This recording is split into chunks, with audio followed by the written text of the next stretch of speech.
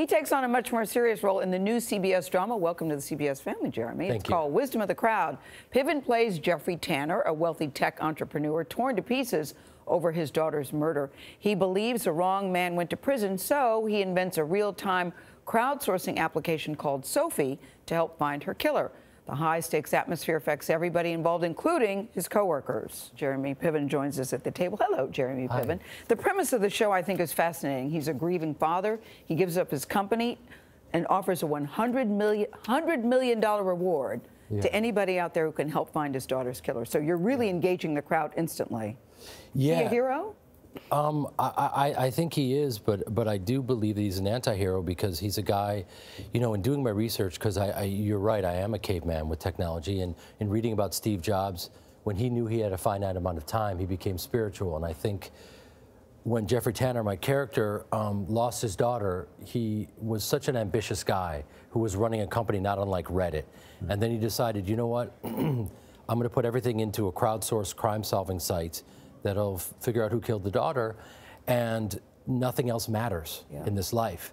Not being number one, making money, all of these distractions that us as Americans, you know, have in our lives. And as a result of this crowdsourcing, there's all these other crimes that end up being solved, right? Which is part of the storyline. It is, and that's the procedural aspect of it. And I think both my character and I resist that a little bit. And I think they resist it quite a lot, not a little bit. They resist it quite a lot. Yeah, indeed. I think that, you know, that's an interesting duality in the way that he's singularly focused on figuring out who killed his daughter, and maybe a little selfish in that way. But you're going to see that he realizes that people want to do something good in this life, and it's inspiring to him. These are somber subjects. Is there comedy here? I hope so. Yeah.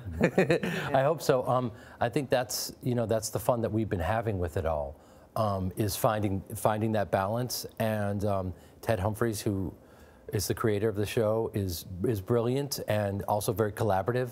And we're all finding our way as a cast, and so we are going for our laughs. It's nice.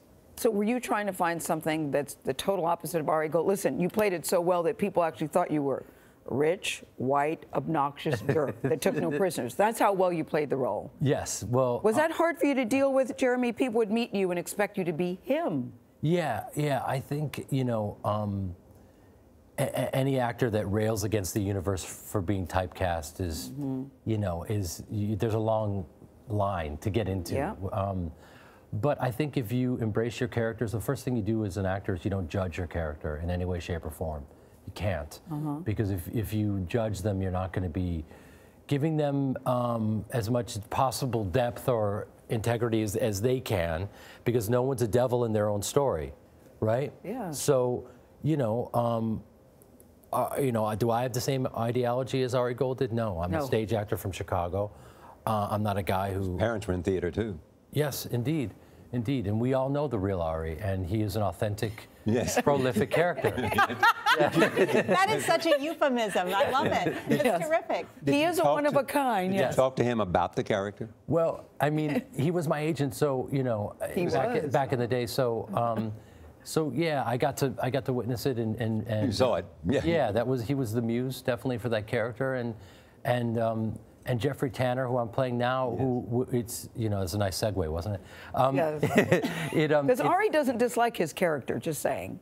No, the real Ari doesn't dislike his character. Right, and that's a whole, we can spend a long time. No, we won't. But to now play someone who is so incredibly human, and he's broken, and he hasn't dealt with his grief, and I think it's such a fertile premise for a show, and for a character that I'm loving it. And I think someone that's that driven by his grief and obsessed with finding the killer because he thinks it'll soothe his grief, and that's not the case. That's it's very well done. I want to go back to Charlie's question about your acting family background. But you say even with the genes that you have, your DNA, acting wasn't a foregone conclusion for you.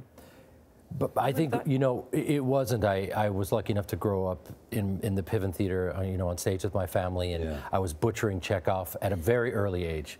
and having a blast. But I didn't think it would lead to anything, because when you're in Chicago, you just don't think that you could ever be on Hollywood. television or the movies or anything like that. And I thought I was going to be a 5'9" Jewish linebacker, and that never happened. I don't think that rarely happens in this life.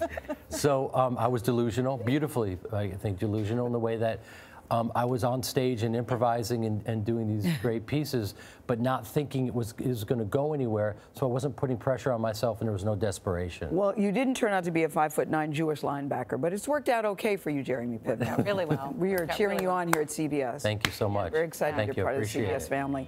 You can watch Wisdom of the Crowd Sunday nights at 8/7 Central right here on CBS. CBS.